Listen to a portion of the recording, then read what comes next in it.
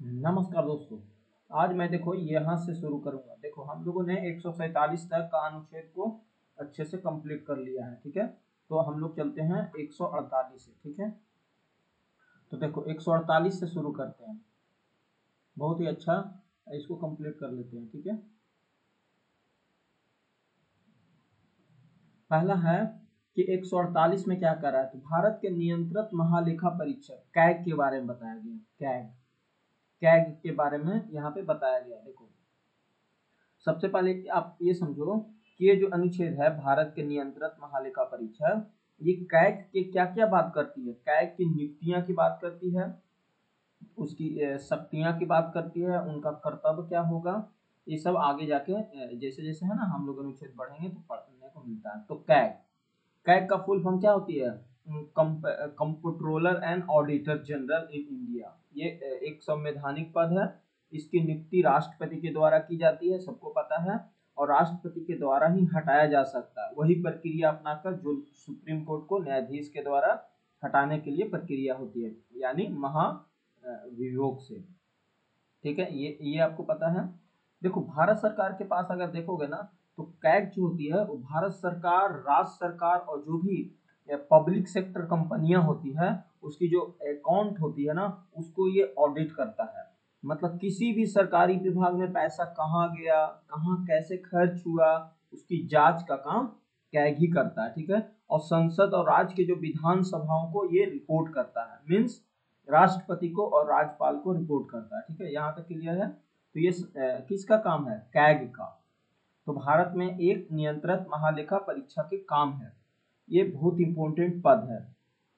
CAG का महत्व जानते हो क्या है, ये वित्तीय ईमानदारी का मानो तो रक्षक है। मतलब जो भी मतलब जो गारे पेरेंट्स होती है ना, उस तरह का पब्लिक पर्स कहा जाता है। मतलब ये सुनिश्चित करता है कि जो भी जनता का टैक्स का पैसा है ना, वो सही जगह यूज हो, सही जगह यूटिलाइज हो, ताकि देश के डेवलपमेंट में काम आए। ये कैग का काम है, ठीक है। काफी इंपॉर्टेंट पद है, देख ही रहे हो इसका काम क्या है।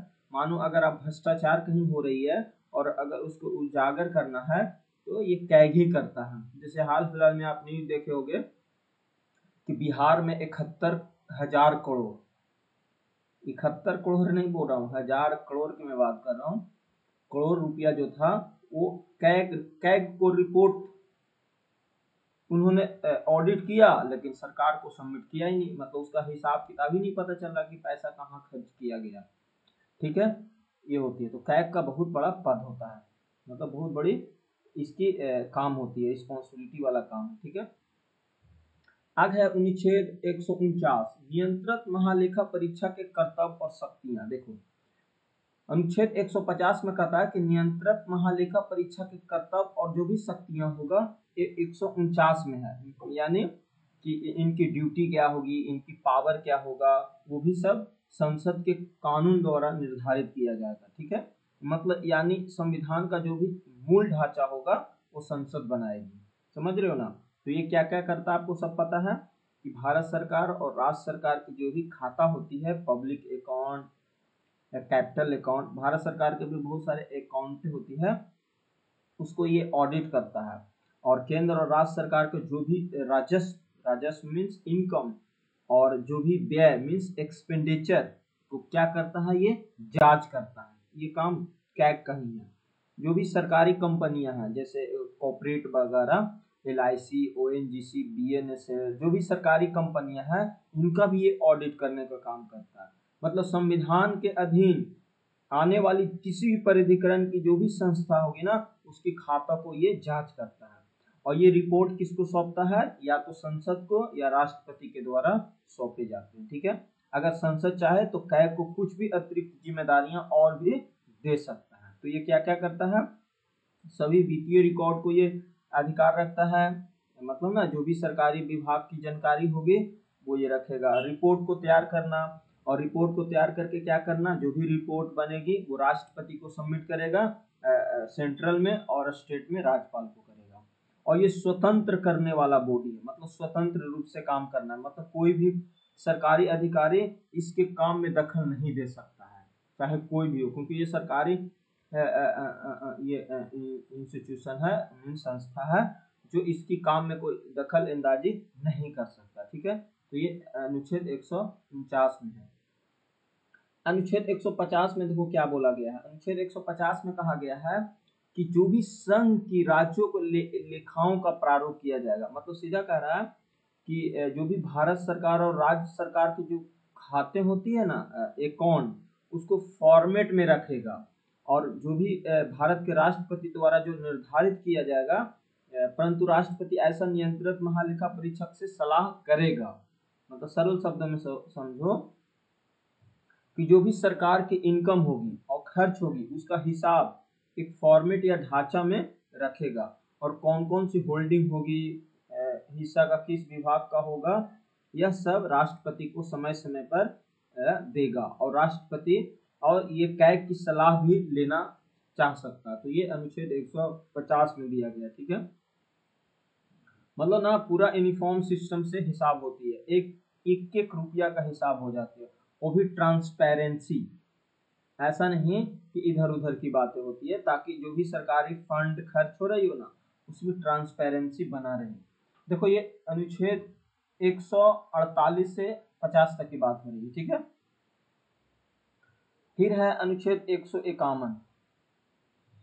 अनुच्छेद 151 कहता है कि सब परीक्षा प्रतिवेदन, सब परीक्षा प्रतिवेदन का मतलब होता है ना कि जब भी नियंत्रक महालेखा परीक्षा का काम जो है वो पूरा कर लेता है, यानी सरकार के पैसों को ऑडिट कर देता है, तो ये क्या करेगा, या तो राष्ट्रपति को सौंपेगा या राज्यपाल को सौंपेगा। मीन्स कह सकते हो ना कि ये तो संसद में सौंपेगा या राज्य विधानमंडल में सौंपेगा, यही ना होती है।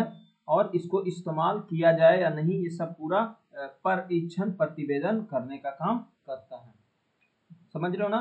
देखो इसको दो भागों में आप समझ सकते हो। केंद्र सरकार की जो भी रिपोर्ट होगा कैग का, वो भारत के राष्ट्रपति को सौंपेगा, यानी पार्लियामेंट में सौंपा जाएगा, और अगर जो राज्य की जो भी रिपोर्टें होंगी वो राज्यपाल को सौंपेगा। मीन्स राज्यपाल विधानमंडल में रखवाते हैं, क्योंकि वहां पे पक्ष भी होती है विपक्ष भी होती है, तो सब चीज देखा जाता है ना, तो वहां पे सारे ट्रांसपेरेंसी होती है। देखो रिपोर्ट का महत्व यही होता है ना कि सरकार ने कहाँ कहाँ पैसा खर्च किए, क्या खर्च कानूनी रूप से हुआ या नहीं, कहीं फिजूल खर्च या भ्रष्टाचार तो नहीं हुआ। समझ रहे हो ना, ये सब बातें कैग की काम होती है। बहुत बड़ी पद है, मानो ना तो देश का जो वित्तीय वित्तीय फाइनेंशियली वर्क होती है सब कैग करता है। बहुत बड़ी जिम्मेदारियां होती है इसके पास। अगर ये ईमानदारी से काम ना करे तो देश को कंगाल भी किया जा सकता है, क्योंकि खाने वाले पैसे तो बहुत हैं, 2 मिनट में कोई इतना घोड़ उतना घोड़ घोटाला कर देंगे। लेकिन ये हकीकत क्या होती है मुझे नहीं पता, मैंने पूरा आपको डिटेल समझा दिया। अनुच्छेद 151, तो फिर से रिवाइज कर लेते हैं, थोड़ा सा फिर से रिवाइज कर लेते हैं। क्या बोला गया है कि अनुच्छेद 141 कहा रहा है 148 कि भारत में एक नियंत्रक महालेखा परीक्षक होगा। 149 कह रहा है कि नियंत्रक महालेखा परीक्षक के कर्तव्य और शक्तियां होगी। 150 में कह रहा है संघ की राज्यों को जो लेखाओं का प्रारूप होगा, और 150 में कह रहा है सब परीक्षा प्रतिवेदन होगा। ठीक है, ये सब कैग की रिपोर्ट था। ठीक है, तो यहाँ तक हम लोगों ने पढ़ लिया। अब चलते हैं राज्य की कार्यपालिका पढ़ते हैं। देखो राज्य की कार्यपालिका हम लोग अच्छे से समझते हैं, यहाँ पे भी बहुत सारे अनुच्छेद शुरू होती है। ठीक है,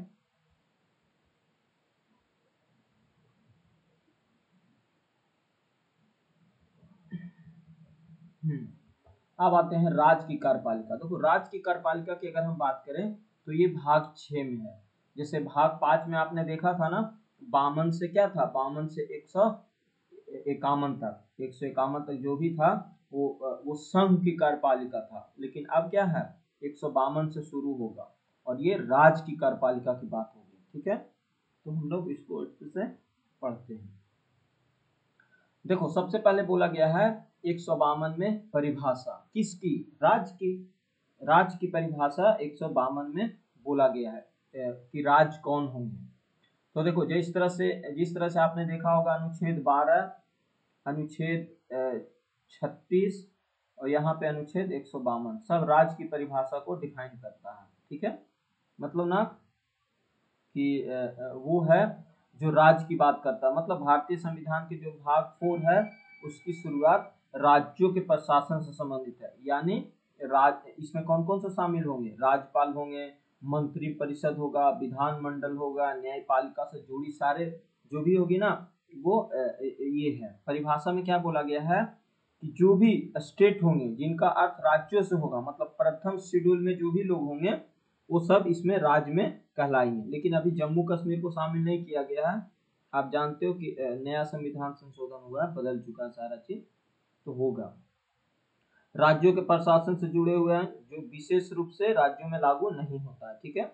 तो ये हमारा अनुच्छेद 152 जो है वो राज्य की परिभाषा को बताया गया है। मतलब ना सीधा कहो ना कि राज्य शब्द का अर्थ प्रथम अनुसूची में जो भी है वो सब राज्य है, ठीक है।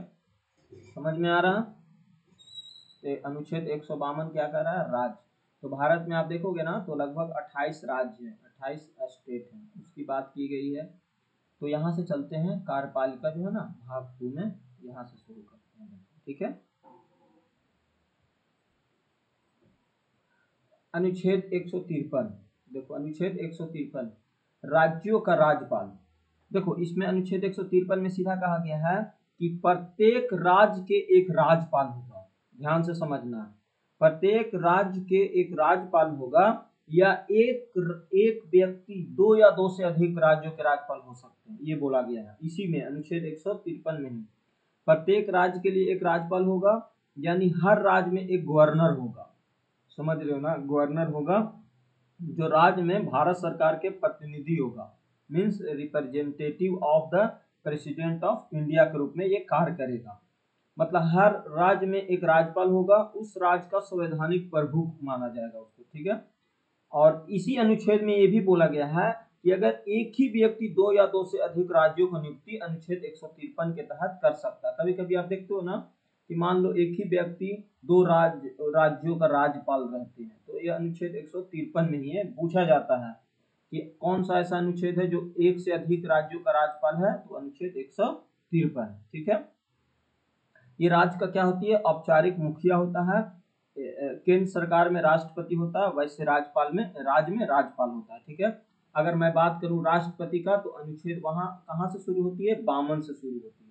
मैं रिलेट करते चलूंगा, अनुच्छेद 52 राष्ट्रपति, अनुच्छेद 153 राज्यपाल, अनुच्छेद 152 सॉरी अनुच्छेद 100 अनुच्छेद अनुच्छेद अनुच्छेद 152 सॉरी हाँ, अनुच्छेद 153 अनुच्छेद 153 राज्यपाल और अनुच्छेद 52 राष्ट्रपति, ठीक है। यहाँ तो क्लियर। देखो राज्यपाल जो होते हैं, जैसे जिस तरह से केंद्र में राष्ट्रपति होता है वैसे ही राज्य में राज्यपाल होता है, ये सबको पता होगा। एक ही व्यक्ति कई राज्यों का राज्यपाल हो सकता है, अनुच्छेद 153 में ही ये व्याख्या किया गया है, ठीक है। राज्यपाल जो है ना एक राजनीतिक पद नहीं है, ये ध्यान रखना है, एक संवैधानिक पद है, मीन्स कॉन्स्टिट्यूशनल पोस्ट है। वह मुख्यमंत्री और राज्य के मंत्री परिषद के पर कार्य करता है, ठीक है। राज्यपाल की भूमिका आपको पता ही है कि वो राज्य का एक संवैधानिक प्रमुख होता है। वो राज्य की कानून का पालन करना, प्रशासन की निगरानी और संविधान की रक्षा करना होता है। देखो राज्य में अगर संवैधानिक संकट हो जाए तो राष्ट्रपति शासन लगता है ना, अनुच्छेद कितना से, अनुच्छेद 356 से, अनुच्छेद 356 और 65, 356 और 65 से राष्ट्रपति शासन लग जाती है। ये राज्यपाल लगाते हैं राष्ट्रपति के अनुशंसा पर, ठीक है।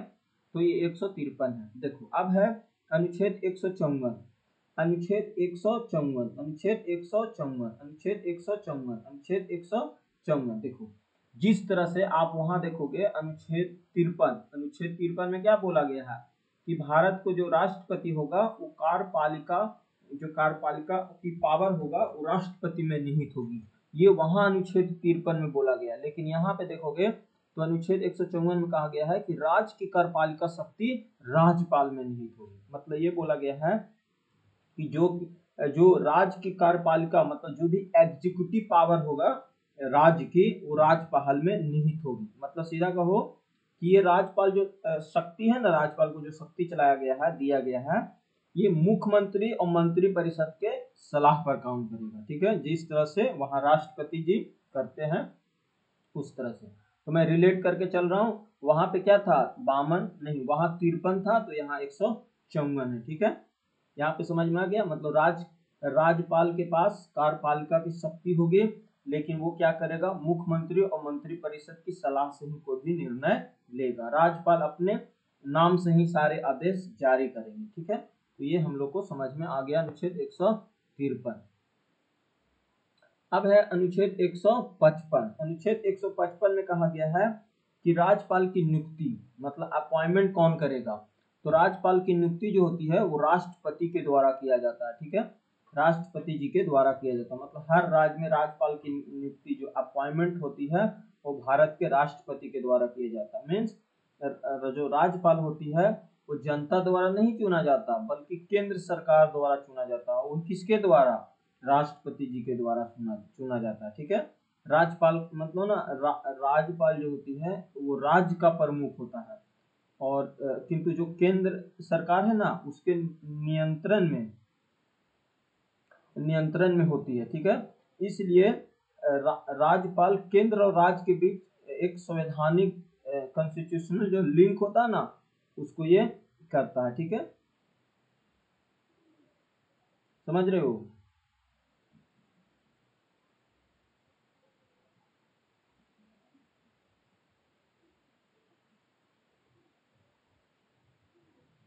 समझ रहे हो यहां तक।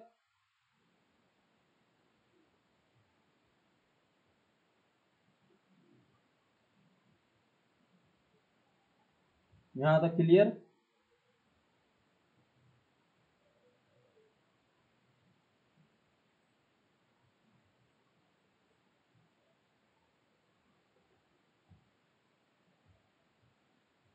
समझ में आया।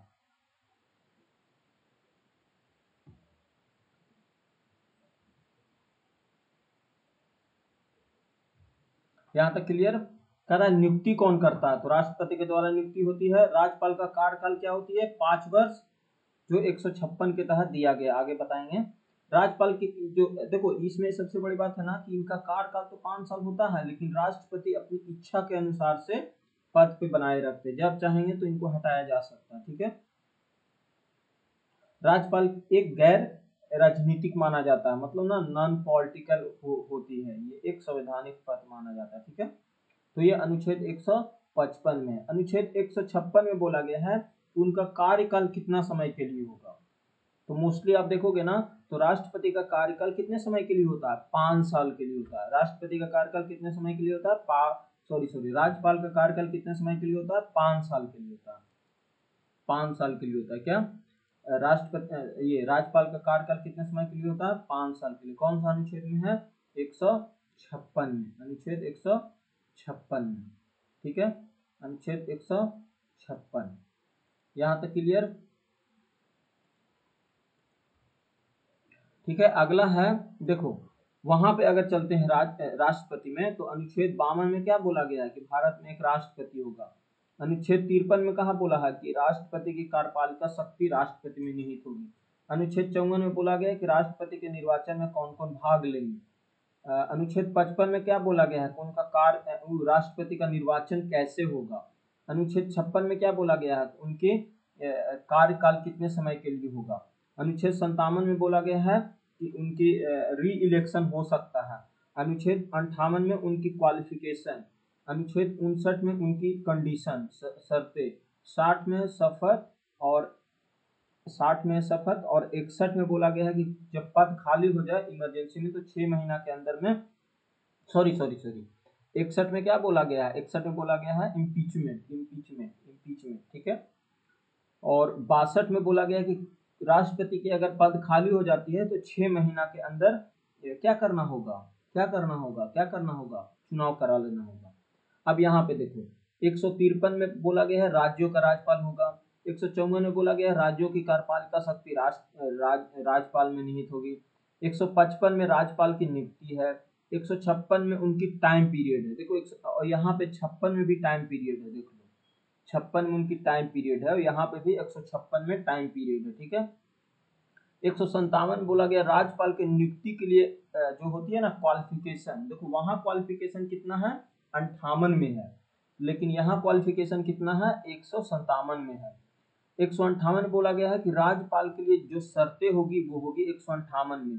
लेकिन यहाँ पे देखो, यहाँ 58 में क्या बोला गया है, 58 में बोला गया है कि उसकी क्वालिफिकेशन क्या होगा। 59 में वहां शर्तें है, ठीक है। यहाँ तक हो गया। 159 जो है ना, राज्यपाल के द्वारा शपथ या प्रतिज्ञा लिया जाएगा। तो राष्ट्रपति को शपथ कौन दिलाते हैं, राज्यपाल को शपथ कौन दिलाते हैं, तो राज्यपाल को शपथ दिलाते हैं जो वहां का ये मुख्य न्यायाधीश होते हैं ना, हाई कोर्ट के, वो कराते हैं, ठीक है। तो अनुच्छेद 159 के तहत, ठीक है, यहाँ तक क्लियर। अब है अनुच्छेद 160 कर रहा है कि कुछ आकस्मिकियों में राज्यपाल की नियुक्तियों का निर्वहन। देखो ये जो है ना अनुच्छेद 160, ये क्या बोलता है, यहाँ तक क्लियर है ना। अनुच्छेद 153 से अनुच्छेद 160 ये कहता है, देखो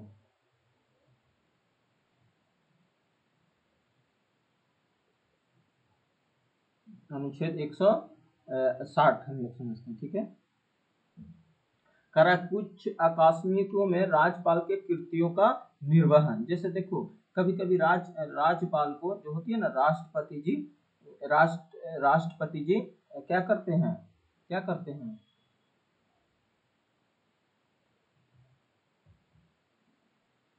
क्या करते हैं, बहुत सारे काम दे देते हैं। तो वो वही बोला गया है कि कुछ ऐसी परिस्थितियां अगर आ जाती है देश में, तो राज्यपाल को रिस्पॉन्सिबिलिटी देते हैं कौन, राष्ट्रपति महोदय। तो उनकी निर्वहन करना राज्यपाल का कर्तव्य होगा, ठीक है। यहाँ तक क्लियर है। फिर अनुच्छेद 61। अनुच्छेद 61 में कहा गया क्षमादान आदि के कुछ मामलों में दंडादेश का निलंबन, परिहार और लघुकरण की राज्यपाल की शक्ति होगा। मीन्स क्षमादान, देखो राष्ट्रपति वहां क्षमादान कितना में करते हैं, 72 में करते हैं।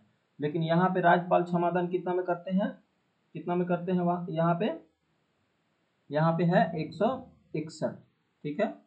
यहाँ तक क्लियर है। अनुच्छेद 161 यहाँ तक क्लियर है कि अनुच्छेद 100, ठीक है, यहाँ तक क्लियर है। देखो अनुच्छेद 160 हम लोग समझ लेते हैं थोड़ा सा। जो देखो राज्यपाल के कार्य का अस्थायी प्रावधान बोला गया है ना, 160 में बोला गया है कि यदि किसी राज्य का राज्यपाल होंगे वो किसी कारणवश अपने कर्तव्य का पालन नहीं कर पा रहे हैं, तो उस स्थिति में, या बीमार हो चुके हैं या अनुपस्थित हैं, तो उस स्थिति में उनका जो पद होगा वो रिक्त माना जाएगा। तो ऐसे स्थिति में जो प्रेसिडेंट साहब होंगे वो किसी अन्य व्यक्ति को अस्थायी रूप से राज्यपाल नियुक्त कर सकते हैं। ये बात बोली गई है अनुच्छेद 160 में, ठीक है। अनुच्छेद 161 में क्षमादान की शक्ति है, क्षमादान की, ठीक है, क्षमादान की। अब है 162 में बोला गया है कि राज्य की कार्यपालिका शक्ति का विस्तार होगा। देखो जिस तरह से वहां शक्ति का विस्तार कितना था, वहां शक्ति का विस्तार था अनुच्छेद 71 नहीं, 73 था, 73। वहां पे शक्ति का विस्तार था 73 में, 73 की जो संघ की कार्यपालिका शक्ति होगी उसकी विस्तार कितनी होगी, तो 73 में। लेकिन यहाँ पे बोला गया है कि संघ की कार्यपालिका का जो शक्ति का विस्तार होगा वो 162 में होगा। मतलब कह रहा है ना कि जो राज्य की कार्यपालिका शक्ति होगी वो उस क्षेत्र तक फैलेगी जहां तक वो कानून बना सकता है। कौन, विधानमंडल बनाने का पूरा अधिकार है कानून। जहां तक संविधान सरकार उसको अधिकार दिए हैं वहां तक राज्य की शक्ति सीमित होगी। जैसे समझो कि राज्य सरकार उसी विषय पर कानून बना सकता है जिस विषय पर वो कानून बनाने के लिए सक्षम हो। जैसे वो राष्ट्र सूची पे तो पूरा कानून बनाता है और समवर्ती सूची पे भी कानून बनाता है। उस राज्य की जो कार्यपालिका शक्ति होगी ना, जैसे मुख्यमंत्री, मंत्री परिषद अधिकारी, वो काम करने वाले सारे अधिकारी होंगे। लेकिन बहुत सारे ऐसे काम होंगे जो केंद्र सरकार वाले होंगे, तो वो उस पर कानून नहीं बना सकता, ठीक है। जैसे शिक्षा, स्वास्थ्य, कृषि, भूमि, ये सब राष्ट्र सूची की पार्ट है, तो राज्य सरकार इस पे कानून पूरी तरीके से बनाने के लिए सक्षम है। रेलवे विदेशी नीति, ये केंद्र सूची का भाग है, तो इस पे उसकी राज्य सरकार की कोई अधिकार नहीं है कि इस पे कोई कानून बना ले। जैसे शादी ब्याह, फौजेदारी कानून, परिवार कानून, ये सब समवर्ती सूची में आता है, तो इस पे कानून केंद्र भी बनाते हैं और राज्य भी बनाती है। ठीक है, तो ये सब विस्तार की बात किया गया है 162 में। ठीक है, तो फिर से समझ लेते हैं। 153 में राज्यों का राज्यपाल, फिर से रिलेट करते हैं। 153 में राज्यों का राज्यपाल, तो अनुच्छेद 52 में राष्ट्रपति। 154 में राज्यों के कार्यपालिका शक्ति, तो अनुच्छेद 53 में राष्ट्रपति की कार्यपालिका शक्ति। अनुच्छेद 55 में राज्यपाल की नियुक्ति, तो अनुच्छेद 53, अनुच्छेद 54 में कौन कौन भाग लेगा निर्वाचन में राष्ट्रपति की। अनुच्छेद 156 में उनकी पदावधि, और 155 में कैसे होगा, और 56 में उनकी टाइम पीरियड, और 57 में उनके री इलेक्शन। ठीक है, 157 में है राज्यपाल की नियुक्ति होने की आर्द्रता, क्वालिफिकेशन, यहाँ पे उनको क्वालिफिकेशन है। 58 में 158 में राज्यपाल की पदों की शर्तें, यहाँ पे 59 में पदों की शर्तें हैं। राज्यपाल की कुछ आकस्मिक पदों की कीर्ति होने का निर्वहन, ये है वहां पे क्या बोलते हैं, अनुच्छेद 63, 64, 64, 65 में नहीं, 65 नहीं, 66 में ये बात बोला गया। ठीक है, वहां पर अनुच्छेद 71 में है क्षमादान की शक्ति। 59 में है राज्यपाल के शपथ, तो वहां पे राज्यपाल की शपथ कहाँ है, 60 में शपथ है। यहाँ पे है राज्यपाल की क्षमादान की शक्ति, मतलब ये हो गया 60 में उसकी आकस्मिक राज्यपाल की नियुक्ति, वहां पे 66 में है, यहाँ पे 160 में है। यहाँ पे 161 में क्षमादान, तो वहां पे क्षमादान की शक्ति कितना है, 72 में है। फिर है 162 में राज्यपाल की शक्तियों का विस्तार, तो वहां पे कितना है, वहां पे है 74, 75, 76, 77, नहीं 71, 72 में है, 72 नहीं 73 में, सॉरी 73 में है। 73 में वहां शक्तियों का विस्तार दिया गया। ठीक है, तो यहां तक हम लोगों ने पढ़ लिया, आगे चलते हैं। अगला है कि 163 में कह रहा है राज्यपाल को सहायता और सलाह देने के लिए एक मंत्री परिषद होगा। जैसे वहां पे क्या था, 74 था। देखो जैसे यहाँ पे क्या है ना, राज्यपाल को सहायता देने के लिए एक मंत्री परिषद की व्यवस्था किया जाएगा, जिसका हेड मुख्यमंत्री होगा। ठीक है, और 164 में बोला गया कि मंत्री परिषद को अन्य उपबंध, मतलब जो भी नियुक्तियां होगी, जैसे मुख्यमंत्री की नियुक्ति राज्यपाल करेगा और अन्य मंत्रियों को भी नियुक्ति राज्यपाल ही करेगा, लेकिन मुख्यमंत्री की अनुशंसा पे करेगा। तो अनुच्छेद 163 और 64 यही है, और वहां पे 74 और 75 है, तो ये सब रिलेट करके आपको चलते रहना है। ठीक है, वहां पे क्या था, 74 में मंत्री परिषद था जिसकी सहायता राष्ट्रपति जी को करेंगे और उसका हेड प्रधानमंत्री होगा। 75 में प्रधानमंत्री की नियुक्ति होगी, मंत्री परिषद की नियुक्ति होगी, बट जो भी मंत्री परिषद की नियुक्ति होगी वो प्रधानमंत्री के परामर्श से होगा। यहाँ पे है 164 में एक मंत्री परिषद की व्यवस्था किया जाएगा जिसकी हेल्प राज्यपाल को करेगा, और उसका हेड मुख्यमंत्री होगा। और 65 में कहा गया, सॉरी 164 में कहा गया है कि मुख्यमंत्री की नियुक्ति राज्यपाल करेगा, अन्य मंत्रियों की भी नियुक्ति राज्यपाल ही करेगा, लेकिन मुख्यमंत्री की सलाह है। यहाँ पे 165 में कहा गया है कि राज्य की महाधिवक्ता होगा। जिस तरह से वहां क्या था, वहां कितना था, वहां था 76 में, वहां 76 में था एक महान्यवादी होगा, अटॉर्नी जनरल ऑफ इंडिया। और यहाँ पे क्या दिया गया है, 165 में राज्य का महाधिवक्ता होगा। 165 में राज्य की महाधिवक्ता होगा। राज्य की महाधिवक्ता एक बड़ा अधिकारी होता है राज्य लेवल पे, जो राज्य सरकार को कानूनी सहायता प्रदान करता है। ठीक है, कौन राज्य नियुक्त करता है, तो राज्यपाल नियुक्त करते हैं। इनकी योग्यता क्या होनी चाहिए, जो हाई कोर्ट की जो उच्च न्यायालय की न्यायाधीश होती है ना, उनकी योग्यता के बराबर ही होना चाहिए। ठीक है, ड्यूटी क्या करता है, इनका काम क्या होती है, राज्य सरकार को कानूनी सलाह, लीगल एडवाइस देता है। जो भी राज्य सरकार के मुकदमे पेश होना हो ना, सब यही करते हैं।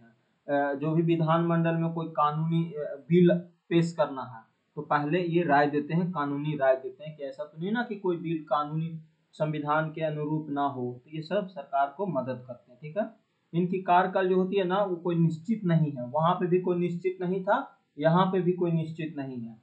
वहां पे राष्ट्रपति के इच्छा अनुसार काम करेंगे, यहाँ राज्यपाल की इच्छा अनुसार काम करेंगे। वहां राष्ट्रपति जब चाहे इसको हटा देगा, यहाँ राज्यपाल जब चाहे तो इसको हटा देगा। वेतन यहाँ राज्यपाल तय करेंगे, वहां राष्ट्रपति तय करती है, ठीक है। वहां पे क्या था, महानवादी जो थे वो किसी भी राज्य विधानमंडल, यहाँ पे वहां पे क्या था, कोई भी लोकसभा या राज्यसभा का सदस्य नहीं होगा, लेकिन वहां पे राज्यसभा विधानसभा में जाके बैठ सकता है, बोल सकता है, अपना विचार दे सकता है, लेकिन वोट नहीं दे सकता। उसी अनुसार यहाँ पे भी है कि या तो विधानसभा में या विधान परिषद में बोल सकता है, विचार दे सकता है, अपना मत नहीं बहुमत नहीं रख सकता है, ठीक है, वोट देने का अधिकार नहीं है, ठीक है। ये है हमारा अनुच्छेद 165। 166 में कहा गया है कि राज्य की सरकार की जो भी कार्यचालन होगा वो राज्यपाल के नाम से होगा, राज्यपाल के नाम से होगा। वहां कितना था, वहां 77 था, वहां 77 था। जैसे मान लो वहां आप इनकम टैक्स ऑफिसर बनते हो तो वहां अपॉइंटमेंट आपको राष्ट्रपति के नाम से मिलेगा, लेकिन यहाँ पे अगर आप बिहार सरकार में आप दरोगा बनते हो तो आपका अपॉइंटमेंट बिहार सरकार राज्यपाल के नाम से आपको अपॉइंटमेंट मिलेगा। तो ये है, जो भी काम राज्य करेगी वो सब राज्यपाल के नाम से किया जाएगा, ठीक है। यहाँ तक क्लियर हो गया होगा आपको, ठीक है, यहाँ तक क्लियर हो गया होगा कि जो भी क्रियाकलाप होगी, मतलब जो भी बजट बनेगा, बिल बनेगी, जो भी आप सरकारी काम काज होगे सब राज्यपाल के नाम से होगा। वो अनुच्छेद 166 में है और वहां 77 में था, ठीक है। अनुच्छेद 167, अनुच्छेद 167 कहता है कि राज्यपाल को जानकारी देने के संबंध में मुख्यमंत्री का काम होगा। देखो वहां कितना था, वहां 78 था। वहां 78 में बोला गया था कि समय समय पे राष्ट्रपति जी को प्रधानमंत्री का ड्यूटी होगा कि अपने देश में क्या चल रहा है, क्या हो रहा है, सबकी जानकारियां राष्ट्रपति महोदय जी को प्रदान करें।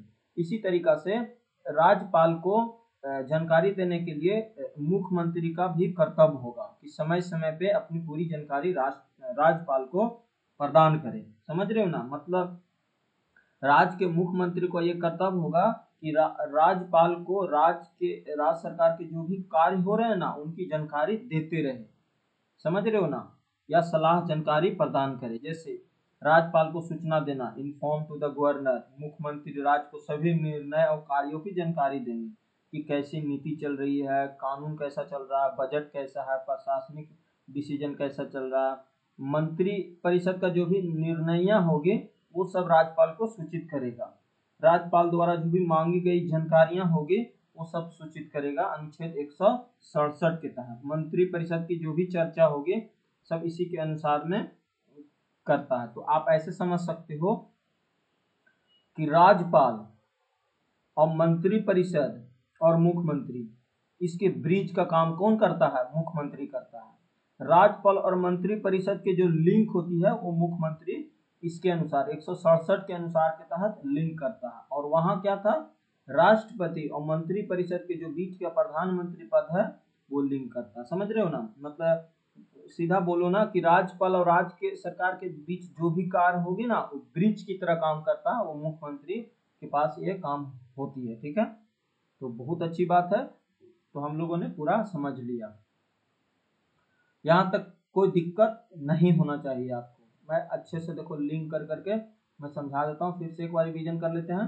अनुच्छेद 153 राज्यों के राज्यपाल होगा। अनुच्छेद 154 राज्य की कार्यपालिका शक्ति होगी। अनुच्छेद 155 राज्यपाल की नियुक्ति राष्ट्रपति करेगा। 156 राज्य की टाइम पीरियड कितना होगा। अनुच्छेद 157 राज्यपाल की नियुक्ति के लिए क्वालिफिकेशन क्या होगी। 158 राज्यपाल के पद के लिए कंडीशन क्या होगा। अनुच्छेद 159 उनकी शर्तें, शपथ या प्रतिज्ञा जो ऑथ लेते हैं वो लेंगे, कौन दिलवाते हैं, तो मुख्य न्यायाधीश, कहाँ का, हाई कोर्ट का। 160 में है कि अगर कोई अचानक उनकी मृत्यु हो जाए, पद खाली हो जाए, रिजाइन कर दे, तो इस स्थिति में राज्यपाल के जो भी निर्वहन होगा वो राष्ट्रपति किसी अन्य व्यक्ति को सौंप सकते हैं। अनुच्छेद 161 में है उनकी क्षमा दान, जो भी उनकी क्षमा दान की जो भी रूल है संविधान में दिया गया है वो सब अनुच्छेद 161 के तहत है। अनुच्छेद 162 के तहत है कि उनकी जो भी राज्य की कार्यपालिका शक्ति होगी ना उनका विस्तार है कि कहाँ तक वो कानून बना सकता है। अनुच्छेद 163 में मंत्री परिषद की सलाह के लिए एक हेल्प किया गया है, मीन्स मंत्री परिषद की व्यवस्था किया गया है। 164 में मुख्यमंत्री की नियुक्ति होगी और अन्य मंत्रियों की नियुक्ति होगी मुख्यमंत्री की सलाह पे। 165 में राज्य महाधिवक्ता है। 166 में राज्यपाल के नाम पे सारे कार्य होंगे और 167 में मुख्यमंत्री को रिस्पॉन्सिबिलिटी दिया गया है कि समय समय पे राज्यपाल को अपना जो भी कार्य है यह निर्वहन करे। ठीक है, यहाँ तक हम लोगों ने पढ़ लिया है। यहाँ तक क्लियर?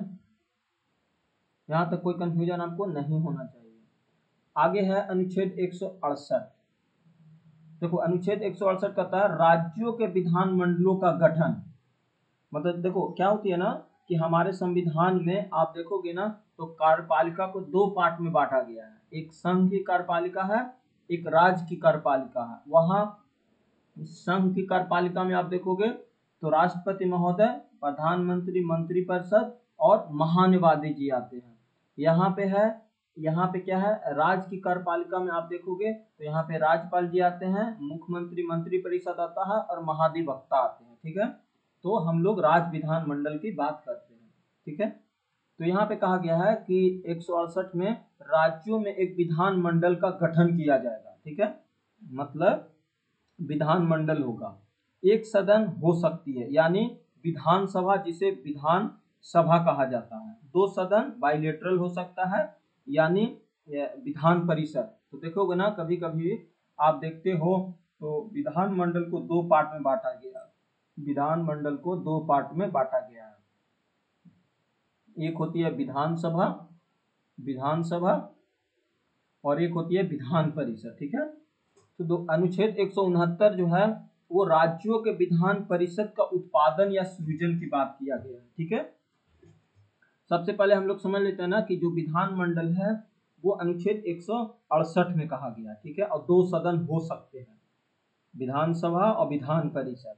ये डिपेंड करेगा कि कहाँ पे कौन सा राज्य है, मतलब राज्यपाल जो होंगे ना वो राज्य का विधान मंडल का हिस्सा होंगे। ठीक है, एक तरह से। तो अभी आप दो सदन की बात करोगे हमारे देश में तो उत्तर प्रदेश में है, बिहार में है, महाराष्ट्र में है, कर्नाटक में है, आंध्र प्रदेश में है और तेलंगाना में है। ये सब में डबल है, मतलब विधान परिषद भी है और विधानसभा भी है। ठीक है, तो अनुच्छेद जो 69 है 169 वो राज्यों में विधान परिषद के उत्पादन या सृजन की बात की गई है। मतलब ये कहा गया है कि अगर कोई राज्य चाहे तो विधानसभा समाप्त भी कर सकती है या बना भी सकती है। उनकी जो विधानसभा के एक विशेष प्रस्ताव होगा, स्पेशल रिवोल्यूशन होती है, उसके तहत पारित करना होता है।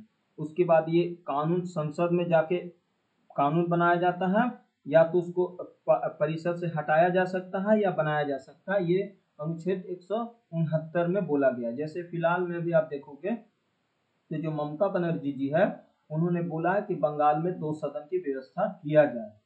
उन्होंने एक ऐसा विशेष प्रस्ताव रिवोल्यूशन ला चुकी है, पास हुआ है नहीं पता नहीं, लेकिन ममता बनर्जी ने बोली है कि मैं बंगाल में द्विसदनीय व्यवस्था लाना चाहता हूँ।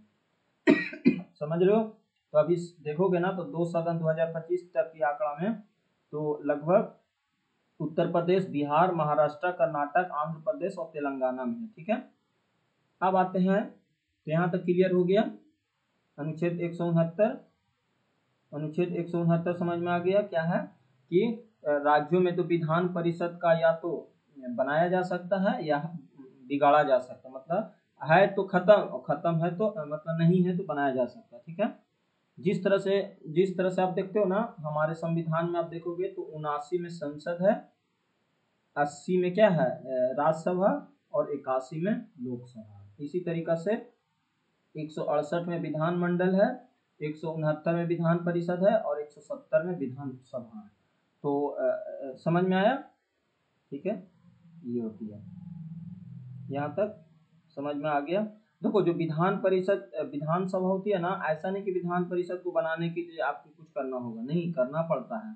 अगर आप चाहते हो कि मैं विधान परिषद बनाऊं तो आप 2/3 बहुमत से आप बहुमत पारित करना होगा स्पेशल रिवोल्यूशन से। फिर आप ये आप संसद में ले जाओगे, राज्यसभा के जो प्रस्ताव होंगे वो भारत के पार्लियामेंट में कानून बनाकर उस राज्य विधानसभा में बनाया हटाया जा सकता है। ठीक है, देखो ये सब जो बातें है ना, संविधान संशोधन नहीं माना जाता। अगर आप बनाना चाहते हो तो आप बनाओ, इसमें अमेंडमेंट की कोई जरूरत नहीं पड़ती है। ठीक है, मतलब सीधा समझो ना कि अगर कोई राज्य चाहे तो हमें विधान परिषद नहीं चाहिए तो हटा दो, या चाहिए तो आप कर दो, ये होती है। ठीक है, अगला है अनुच्छेद 170। अनुच्छेद 170 इसमें है विधानसभा की संरचना के बारे में बात की गई है। मतलब विधानसभा की संरचना कैसा होगा, विधानसभा की संरचना कैसा होगा। ठीक है, ये बोला गया अनुच्छेद 170 विधानसभा की संरचना कैसा होगा। ठीक है, तो यहां तक क्लियर हो गया होगा, समझ में आ गया। आगे चलते हैं। देखो 168 तो हम लोगों ने पढ़ लिया विधानमंडल, 169 विधान परिषद की खत्म करना या बनाना, और 170 हम लोग पढ़ते हैं विधान सभाओं की संरचना, विधानसभा की संरचना। देखो आपको पता है ना कि विधानसभा की जो संरचना है ना, इसको विधानसभा कहा जाता है। इनके जो भी चुनाव होती है वो मुख्यमंत्री बनते हैं, डायरेक्ट पब्लिक इनको वोट देते हैं, जैसे हाल फिलहाल में बिहार में होने वाला है। विधानसभा की जो संरचना होती है ना, हर राज्य की एक विधानसभा होगी जो लोगों के द्वारा क्या चुने जाएंगे, एमएलए चुने जाते हैं, एमएलए जिसको एमएलए बोलते हो, एमएलए बोलते हो ना। जो यहाँ सीटों की संख्या होती है 170 में बोला गया है कि मैक्सिमम 500 हो सकता है और मिनिमम 60 हो सकता है, मैक्सिमम 500 और मिनिमम 60। लेकिन बहुत सारे ऐसे राज्य हैं जहाँ पे 60 से भी कम है, जैसे सिक्किम, गोवा, मिजोरम, अरुणाचल प्रदेश है जहाँ 60 से भी कम है। क्यों? क्योंकि यहाँ पे विशेष प्रावधान के तहत बनाया गया है। चुनाव की प्रक्रिया आपको पता है, ये प्रत्यक्ष रूप से जनता के द्वारा चुने हुए प्रतिनिधि ही इसमें भाग लेते हैं। ठीक है, सीटों का वितरण जनसंख्या के आधार पर तय किया जाता है। ठीक है, जैसे अभी बिहार में आप देखोगे तो 243 सीट है, बिहार में 243 सीट है किसकी, विधानसभा की। सबसे ज्यादा कहाँ है, यूपी में 401, इस तरह से है क्योंकि वहां जनसंख्या ज्यादा है। ठीक है, अब आती है कि अनुच्छेद 171। अनुच्छेद 171 क्या कहता है, देखो अनुच्छेद 169 तो कहता है कि अगर मान लो कि किसी राज्य में विधान परिषद बनाना चाहते हो तो आप विशेष रेवोल्यूशन के तहत आप बना लो। इसके लिए 2/3 बहुमत से आपको कानून बना के संसद इसको तय करेगी और बना देगी। अगर बाई चांस आप खत्म करना चाहते हो तो भी खत्म हो जाएगी। तो अनुच्छेद 171 में कहा गया है कि विधान परिषद की संरचना क्या होगा। तो विधान परिषद की संरचना वही होगा जो द्विसदनीय विधानमंडल से होता है, मतलब विधानसभा और विधान परिषद। यह अनुच्छेद बताता है ना कि परिषद में कितने सदस्य होंगे, कैसे चुना जाएगा। ठीक है, तो आपको पता है वहां राज्यसभा होती है परमानेंट हाउस, तो यहाँ पे भी परमानेंट ही हाउस होता है। किसी भी राज्य के जो विधान परिषद होंगे वो कुल सदस्यों के संख्या के 1/3 से अधिक नहीं हो सकते हैं, 1/3 से अधिक नहीं हो सकते हैं। ठीक है, इससे ज्यादा सीट की व्यवस्था नहीं किया गया। ठीक है, और कम से कम 40 भी नहीं हो सकते हैं, कम से कम 40 भी नहीं हो सकते। ठीक है, तो ये आपको ध्यान रखना है कि विधान परिषद का जो साइज होगा वो कैसा होगा। तो जो भी विधान सभा के जितने सीट होंगे उनका 1/3 से अधिक नहीं हो सकता। ठीक है, और कम से कम 40 नहीं हो सकता। कुछ राज्यों को छोड़कर इनका चयन कैसे किया जाता है, तो इनका चयन इनडायरेक्ट रूप से किया जाता है, जैसे लोकसभा में किया जाता है, सॉरी राज्यसभा में किया जाता है। तो देखो यहाँ पे आप देखोगे ना तो बहुत सारे प्रक्रिया के तहत किया जाता है। जैसे स्थानीय निकाय से चुने जाते हैं 1/3 जो नगर पालिका या जिला परिषद चुनता है। एक होती है विधान सभा के सदस्यों के द्वारा चुने जाते हैं 1/3 जो राज्य विधानसभा के सदस्य होते हैं। फिर होती है स्नातक के द्वारा चुने जाते हैं 1/12 जो राज्य के स्नातक नागरिक होते हैं। फिर अध्यापकों को चुने जाते हैं 1/12 जो शिक्षण संस्थान के अध्यापक होते हैं। और राज्यपाल भी मनमोनित करता है जो 1/6 होती है जो कला, विज्ञान, साहित्य आदि के क्षेत्र में रहती है। तो लगभग आप देखोगे ना बहुत सारे प्रक्रिया से यहाँ पे चुनाव होती है। ठीक है, मोस्टली आप देखोगे ना तो राज्यपाल यहाँ पे जो नॉमिनेट करते हैं 1/6 सदस्य के जो समाज के विभिन्न क्षेत्र में जो योगदान देते हैं ना उनको से किया जाता है। आप जानते हो कि अभी विधान परिषद के सदस्य जो है द्विसदन सदन, वो बिहार में है, उत्तर प्रदेश में है, महाराष्ट्र में है, कर्नाटक में है, तेलंगाना में है, आंध्र प्रदेश में है। मध्य प्रदेश, गुजरात और राजस्थान में केवल विधान सभाएं हैं, लोअर हाउस है, वहां पे ऐसा नहीं है। आप चाहते हो तो बना सकते हो अनुच्छेद 169 के तहत, ठीक है। अब आती है अनुच्छेद 172। अनुच्छेद 172 का था ना कि राज्य के विधान मंडलों की अवधि, देखो राज्य विधानमंडल की अवधि कितनी होती है, राज्य विधानमंडल की अवधि कितनी होती है, तो ये राज्य की जो विधान सभा होती है ना, वो कब तक चलेगी, इनकी परिस्थितियां अलग अलग होती है, मतलब ना बहुमत से ही तो चलता है। मोस्टली इनका टाइम पीरियड 5 साल होती है, मतलब हर राज्य की जो विधानसभा का कार्यकाल होगा वो पहली बैठक की तारीख से 5 साल का होता है। इसका मतलब है ना कि विधानसभा के जो चुनाव होंगे, चुनाव के बाद जो नई विधानसभा बनेगी उनकी अवधि 5 साल रहेगी, ठीक है। भंग होने, अगर भंग होती है तो 5 साल से पहले भंग हो सकती है, कब, जब वो बहुमत में ना हो तब, ठीक है। आपातकाल के दौरान, देखो आपातकाल भी तो लगती है ना देश में, अगर इमरजेंसी लग गया तो क्या होगा, तो विधानसभा का जो कार्यकाल होगा ना वो 1 वर्ष तक आप बढ़ा सकते हो, लेकिन अगर आपातकाल खत्म हो गया तो मैक्सिमम 6 महीने में के भीतर खत्म हो जाना चाहिए। इस इमरजेंसी में 1 साल, और अगर आपको खत्म हो गया एक सही टाइम पे तो 6 महीने, ठीक है। तो ये है कार्यकाल 172 में बोला गया है। अनुच्छेद 173 क्या कहता है, क्वालिफिकेशन कह रहा है कि राज्य के जो विधानमंडल होगी ना उसकी आर्द्रता, मतलब उसकी क्वालिफिकेशन क्या होगा। तो वहां आप याद करो 84 था, 84 में क्या बोला गया था, तो उनकी क्वालिफिकेशन क्या होगी, किसकी, मेंबर ऑफ पार्लियामेंट के सदस्य की। यहाँ पे जो है 173 में बोला गया है कि राज्य विधानमंडल के जो भी क्वालिफिकेशन होंगे वो क्या होंगे। तो 173 यही बताता है कि कोई भी व्यक्ति राज्य विधान सभा या विधान परिषद के सदस्य बनने के लिए उनकी क्वालिफिकेशन क्या होगा। बिल्कुल सिंपल, भारत का नागरिक होना चाहिए, उनकी एज अगर विधानसभा है तो 25 साल और विधान परिषद है तो 30 साल होना चाहिए, ठीक है, समझ रहे हो ना। ये सब योग्यता जो है ना ये होती है। अनुच्छेद 173 में बोला गया है। अनुच्छेद 174 में है, देखो अनुच्छेद 174 में कहा गया है कि राज्य विधानमंडल के सत्र, सत्रवाहन और विघटन, वहां कितना था, वहां था 85, वहां था 85, वहां था 85, यहाँ पे है 174, 174, 174। इसमें क्या है बोला गया है कि राज्यपाल जब चाहे, मतलब ये पावर राज्यपाल को दिया गया है कि विधानसभा या विधानमंडल को क्या कर सकते हैं, संयुक्त सत्र बुला सकते हैं, उनको भंग कर सकते हैं, उनको स्थगित कर सकते हैं।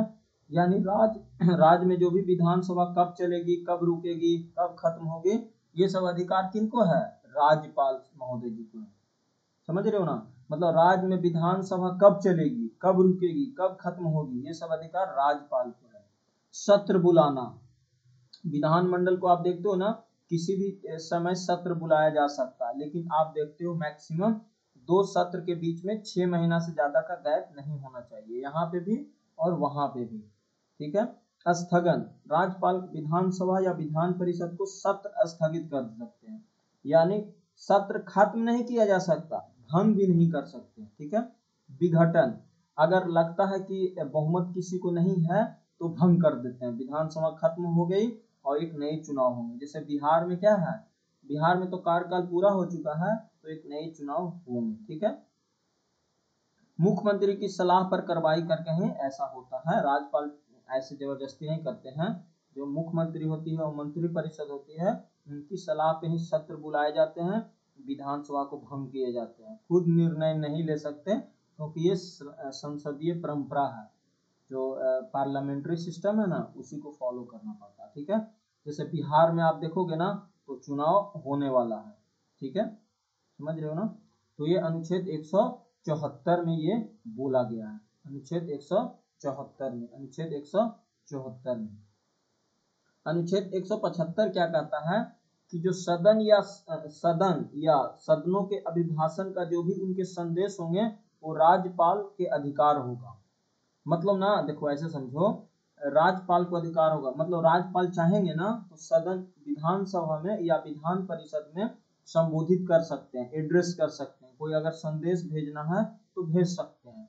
राज्यपाल अपने विचार, नीतियां, सरकार की योजना विधानमंडल के सामने रख सकते हैं। देखो संबोधन का जो राइट्स होती है ना वो दो तरीका से होता है। एक तो होती है कि दो सदनों को संयुक्त बैठक करना, जैसे आप देखते हो हर, जैसे अभी नया बिहार में चुनाव होगा तो नया कोई विधानमंडल बनेगा तो वहां देखोगे तो राज्यपाल क्या करेंगे, संबोधित करेंगे। और जब कोई बजट तैयार होती है तब संबोधित किया जाता है, ठीक है। जो राज्यपाल का विधानमंडल को होता है ना उनको मैंडेटरी किया गया है। क्यों? क्योंकि वहां पे नीतियों, योजनाओं और उपलब्धियों को बताना होता है, ठीक है, ठीक है, समझ रहे हो। तो ये अनुच्छेद 175 में बोला गया, अनुच्छेद 175 में। सेंट्रल में कौन सा अनुच्छेद है आप बता सकते हो? अनुच्छेद सेंट्रल में कौन सा है? अनुच्छेद 77 नहीं, सेंट्रल में कौन सा अनुच्छेद है बताओ? जो राष्ट्रपति का अभिभाषण वाले जो है ना, राष्ट्रपति का अभिभाषण, देखो मेरे भी दिमाग से निकल गया।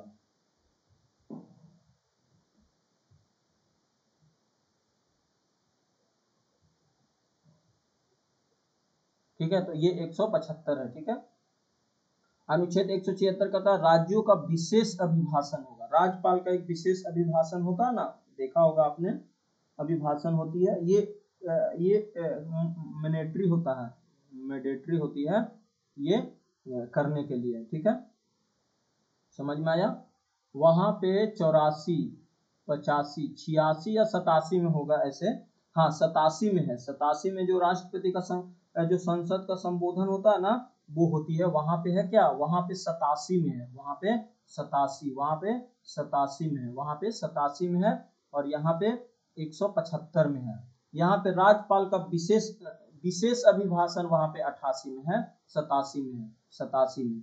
और यहाँ पे राज्यपाल का विशेष अभिभाषण 176 में है, 176 में, 175 और वहां पे 86 में होगा, 86 में, ठीक है, समझ रहे हो ना। देखो वहां 86 में राज्यपाल का जो सदनों का जो मैसेज भेजना हो, संदेश भेजना हो, देखो वहां 86 में राष्ट्रपति महोदय जी संसद के जो दो सदन है, लोकसभा राज्यसभा, वहां मैसेज भेज सकते हैं। कोई अगर सूचना भेजना हो या एड्रेस करना हो तो कर सकते हैं। और 87 के तहत जो विशेष अभिभाषण होती है, जैसे बजट के दौरान जो अभिभाषण होता है वो, या नया कोई पार्लियामेंट में जब भी चुनाव 5 साल के बाद होती है वो अभिभाषण होता है, वो ये 87 में होता है। ये मैंडेटरी होता है बट ये मैंडेटरी नहीं होता। इसी तरीका से अनुच्छेद 75 में है, 175 में राज्यपाल ऐसा कर सकते हैं, विधान परिषद या विधानसभा में भेज सकते हैं मैसेज को। और 176 के तहत वो विशेष अभिभाषण देते हैं, ठीक है। 177 के तहत कहा गया है कि सदनों में मंत्री और महाधिवक्ता का अधिकार, वहां है 88। देखो 88 में कहा गया है, देखो 88 में वहां क्या कहा गया है कि जो वहां का महानवादी होंगे वो संसद के किसी भी सदन में, या तो वो लोकसभा में या राज्यसभा में जा सकते हैं, वोट नहीं कर सकते हैं, बशर्ते वो बोल सकते हैं, बैठ सकते हैं, अपना विचार रख सकते हैं। वो तो हो गया महानवादी की। अगर कोई मान लो जैसे मोदी जी लोकसभा के सदस्य हैं और वो लंबा चौड़ा भाषण राज्यसभा में देना चाहते हैं तो बिल्कुल जाके दे सकते हैं, अपना पक्ष रख सकते हैं। लेकिन जब वोटिंग की बारी आएगी तो राज्यसभा में वोटिंग नहीं करेंगे, वो करेंगे कहाँ, लोकसभा में। इसी तरीका से यहाँ पे भी यही कंडीशन है 177 में कि जो भी मंत्रीगण होंगे उनकी पूरी अधिकार होगा कि कोई भी सभा, कोई भी सदन में अपना बात रख सकते हैं, विचार विमर्श कर सकते हैं, क्या बोला गया है, अपना प्रस्ताव दे सकते हैं। लेकिन वोट जब भी करना होगा तो अपने अपने सदन में करेंगे। लेकिन महाधिवक्ता के साथ ऐसा कुछ नहीं होगा, वो बोल सकता है, विचार दे सकता है, सुझाव दे सकता है, बैठ सकता है, लेकिन वोट कहीं नहीं दे सकता, ठीक है। तो ये सब बातें हम लोग को, हाँ तो इसको रिपीट करते हैं अच्छे से फिर से। देखो रिपीट है। अनुच्छेद 153 राज्यों में एक राज्यपाल होगा। अनुच्छेद 154 राज्यपाल की कार्यपालिका शक्ति होगी। अनुच्छेद 155 राज्यपाल की नियुक्ति राष्ट्रपति करेगा। अनुच्छेद 156 राज्यपाल की पदावधि होगा, टाइम पीरियड। अनुच्छेद 157 राज्यपाल की नियुक्ति के लिए जो भी क्वालिफिकेशन होगा। अनुच्छेद 158 उनकी टर्म कंडीशन क्या होगी। अनुच्छेद 159 का राज्यपाल का जो भी शपथ औथ है वो है। 160 में कह रहा है कि राज्यपाल की अगर उस समय कोई आकस्मिक मृत्यु या पद खाली हो तो 6 महीना के अंदर राज्यपाल की चुनाव कराना होगा, राष्ट्रपति ये डिसीजन लेंगे। 161 में क्षमादान है राज्यपाल के। 162 में कहा गया है कि राज्य की कार्यपालिका शक्ति का विस्तार होगा, मीन्स कहाँ तक वो कानून बना सकता है। 163 में मंत्री परिषद की व्यवस्था। 164 में मंत्री परिषद और मुख्यमंत्री की व्यवस्था। 165 में महाधिवक्ता। 166 में कोई काम राज्यपाल के नाम से होगा। 167 में कह रहा है कि राज्यपाल की जानकारी देने के लिए मुख्यमंत्री का कर्तव्य होगा। 168 में कहा गया है कि एक विधानमंडल की व्यवस्था किया जाएगा। 169 में विधान परिषद समाप्त करना या बनाना। 170 में विधान सभाओं की संरचना। 171 में विधान परिषद की संरचना। 172 में कहा गया है कि राज्य विधानमंडल की जो भी टाइम पीरियड होगा वो। 173 में कह रहा है कि राज्य विधानमंडल की जो सदस्यता है ना उसकी योग्यता। 174 में कहा गया है कि कब सत्रवासन होगा, विघटन होगा, ये सब। 175 में कहा गया कि राज्यपाल कोई मैसेज भेजना चाहे विधान सभा या विधान परिषद में भेज सकते हैं। 176 में राज्यपाल का एक विशेष अभिभाषण होगा। 177 में कहा गया है कि जो भी मंत्रीगण होंगे या महाधिवक्ता होगा वो वोट कौन कौन सा मतलब देंगे। मैंने सब डिटेल आपको बता दिया। ठीक है, यहाँ तक क्लियर हो गया होगा। समझ आ गया। देखो भाई इतना डिटेल मुझे नहीं लगता है कि देसी भाषा में आपने पढ़ा होगा। पहले पढ़ा होगा, ऐसा कुछ नहीं है, पढ़ा होगा। सबका अपना अपना थिंकिंग सोच होती है। ठीक है, देखो अगर आप अनुच्छेद को भी सही से पढ़ लेते हो ना तो संविधान का पूरा तो आप एक तरह से दर्शन कर लिए ना। यही ना होती है जी। जैसे मान लो अगर आपको कहीं घूमने जाना, दिल्ली घूमने जाना, तो दिल्ली का आप सारा एरिया घूम लिए तो दर्शन हो गया दिल्ली का। इसी तरीका से हम लोग इसकी बात करते हैं। देखो अगला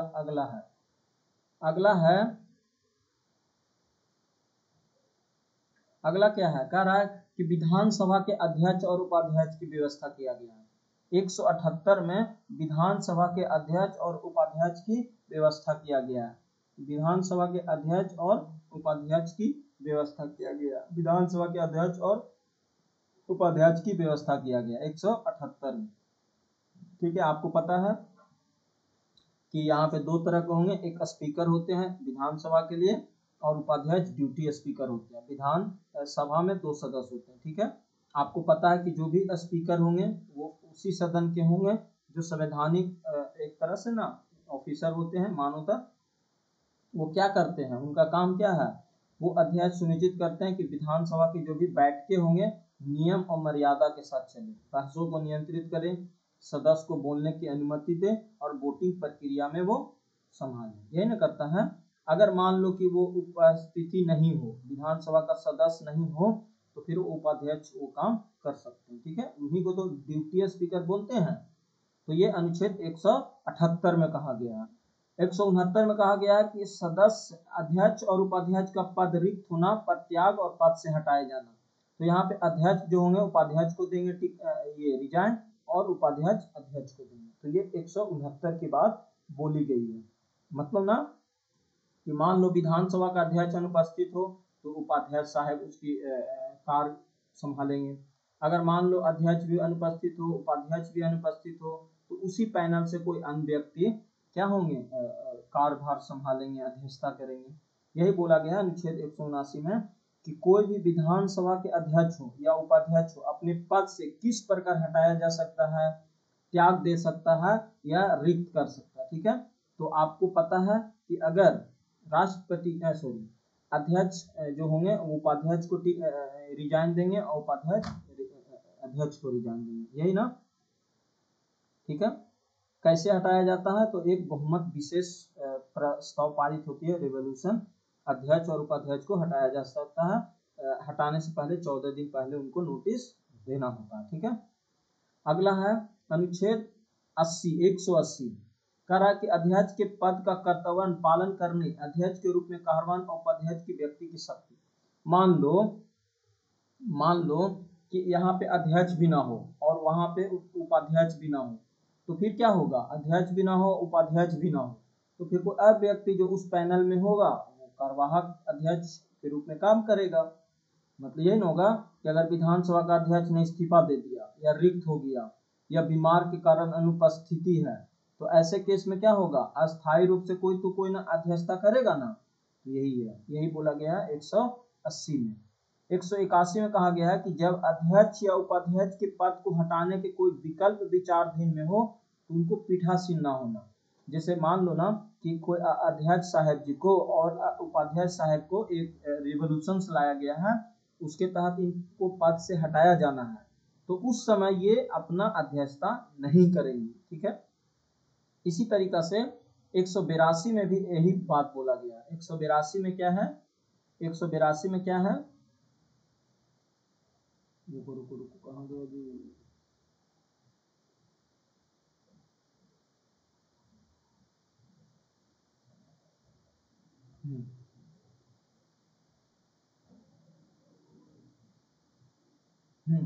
देखो इसमें कहा गया है कि 182 में है कि विधान परिषद की सभापति और उप सभापति के पद की व्यवस्था किया गया है अनुच्छेद 182 में। ठीक है। अनुच्छेद 182 में विधानसभा की सभापति और उप सभापति का। अनुच्छेद 183 में वही है, सभापति और उप सभापति का अगर रिक्त होना, त्याग पत्र देना या पद से हटाया जाना, ये 183 की बात किया गया।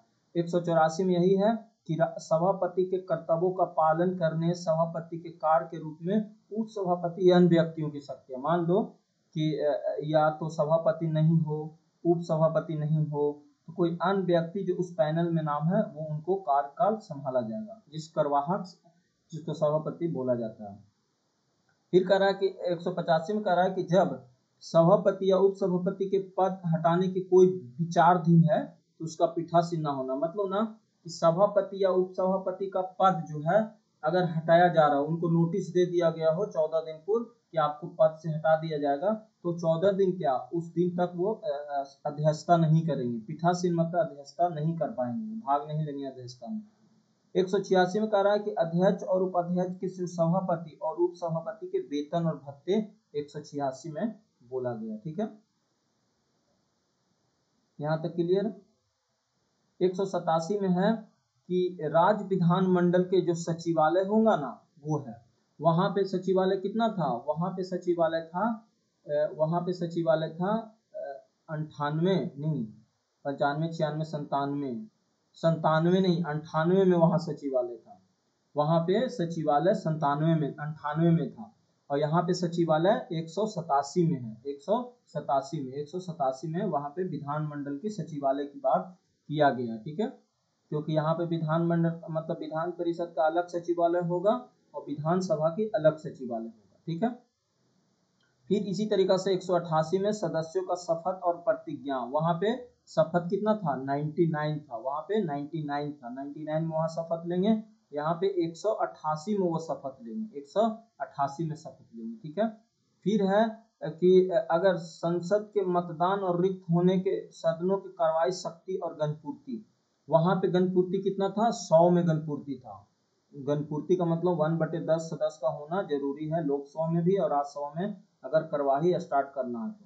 इसी तरह से यहाँ गणपूर्ति अगर शुरू करना है तो इनके लिए मतदान और रिक्ति होते हुए भी सदस्यों की कार्य करने की शक्ति जो होगी वो गणपूर्ति 189 में बोला गया। ठीक है, यहाँ तक क्लियर हो गया होगा।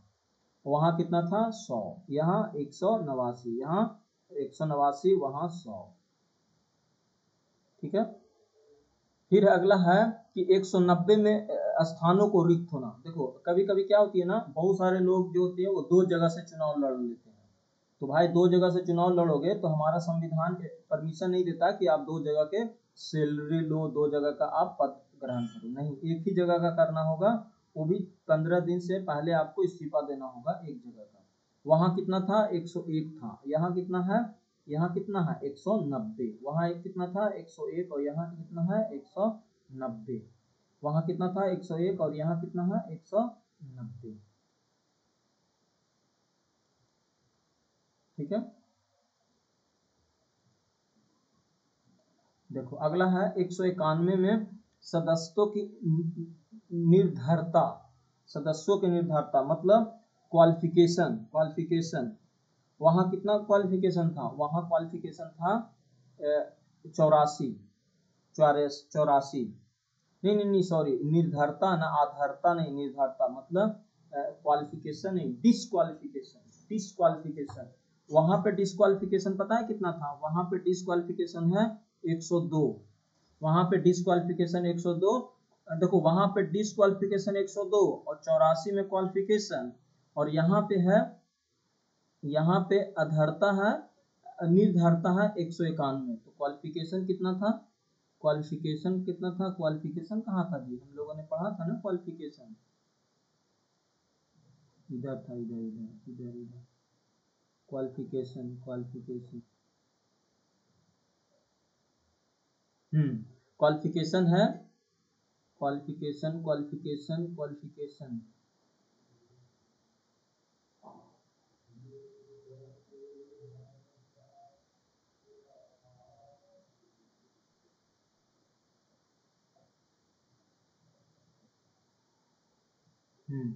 क्वालिफिकेशन देखो यहाँ पे है,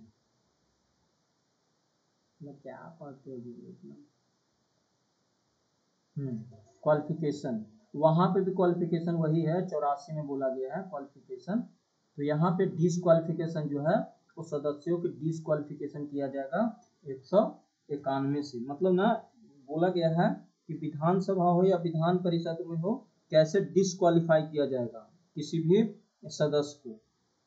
बहुत सारे कारण थे, जैसे पद का अगर धारण किया हो तो, मानसिक रूप से अस्वस्थ होता, दिवालिया घोषित हो गया हो तो, भारत का नागरिक नहीं कोई दूसरे नागरिक बन गया हो तो, ऐसे स्थिति में क्या होती है ना, उसको डिस्क्वालीफाई कर देते हैं। ठीक है, ये कितना है 191, 191, 191। क्वालिफिकेशन, क्वालिफिकेशन कितना है इसका, एमएलए का क्वालिफिकेशन कितना है, क्वालिफिकेशन ऑफ एमएलए,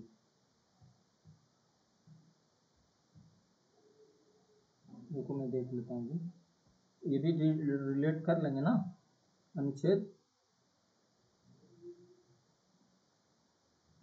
हाँ 173 में है, 173 में, 173 में, 173 में क्वालिफिकेशन है, देखो यहाँ पे है ना 173, देखो आर्द्रता 173, राज्य के विधान मंडल की सदस्यता की आर्द्रता मतलब क्वालिफिकेशन, क्वालिफिकेशन, क्वालिफिकेशन 173 और डिसक्वालिफिकेशन 191, यहाँ पे कितना 173 क्वालिफिकेशन और 191 डिसक्वालिफिकेशन, ये ध्यान रखना। ठीक है, ये ध्यान रखना। ठीक है,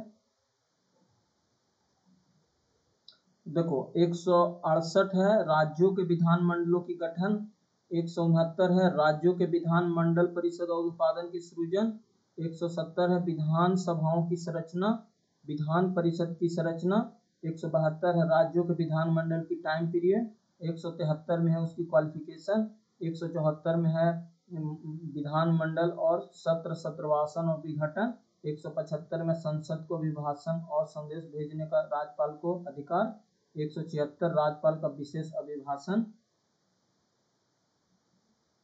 और 177 है कि राज्यपाल को मंत्रियों और महाधिवक्ता का अधिकार।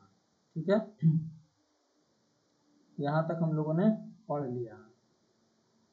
ठीक है, अगला है 193, 193 में बोला गया है कि अनुच्छेद 188, 188 मीन्स ये शपथ, शपथ, शपथ, 188 के अधीन शपथ लेने या प्रतिज्ञा करने से पहले आर्द्रता न होने पे निर्धरता किए जाने की बैठक पे मत देने की शक्ति। तो ये है हमारा 188 में, 188,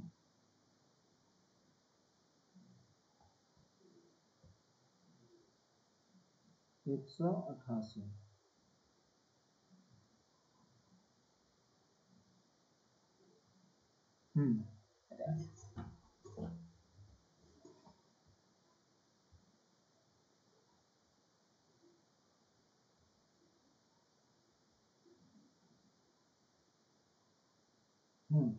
आप देखो यहाँ तक हम लोगों ने पढ़ लिया। अगला है कि 194 कहता है कि विधानमंडल के सदनों और उनके सदस्यों के सीमित शक्तियां और विशेष कार्य अवधि।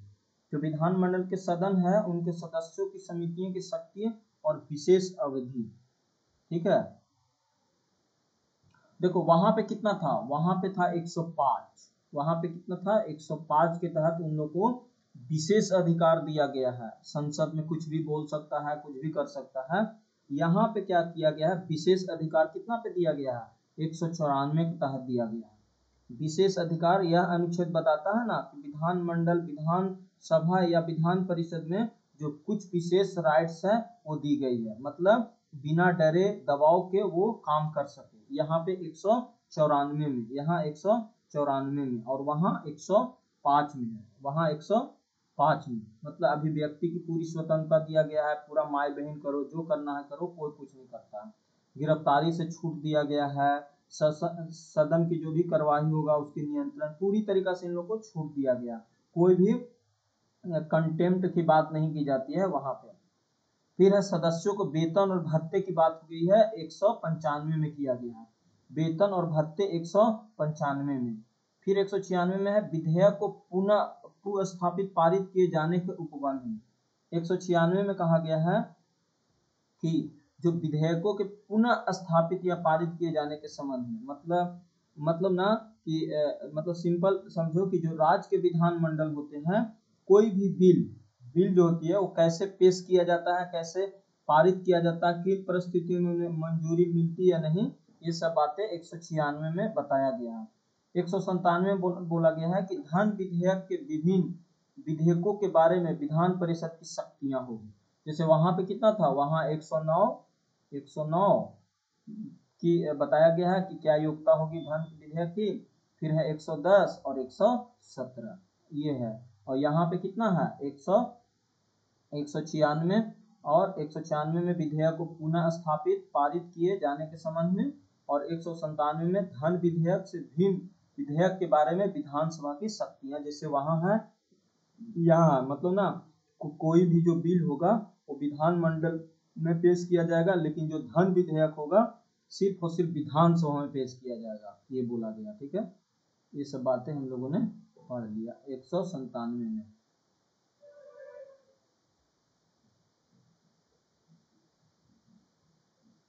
आगे चलते हैं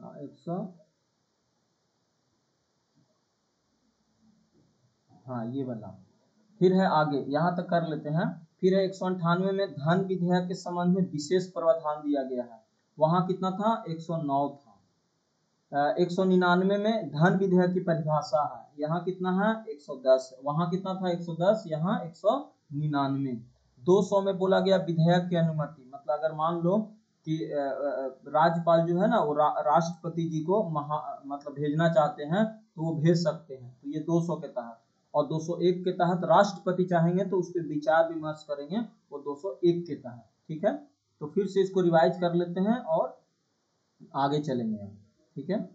हम लोगों ने पूरा पढ़ लिया है 201 तक। देखो अनुच्छेद 153 कहता है कि राज्यों में एक राज्यपाल होगा, राज्यों में एक राज्यपाल होगा और एक व्यक्ति 2 या 2 से अधिक राज्यों का राज्यपाल हो सकता है, अनुच्छेद 153 में ही बोला गया है। अनुच्छेद 153 में कहता है राज्यों की जो कार्यपालिका शक्ति होगी वो राज्यपाल में ही निहित होगी।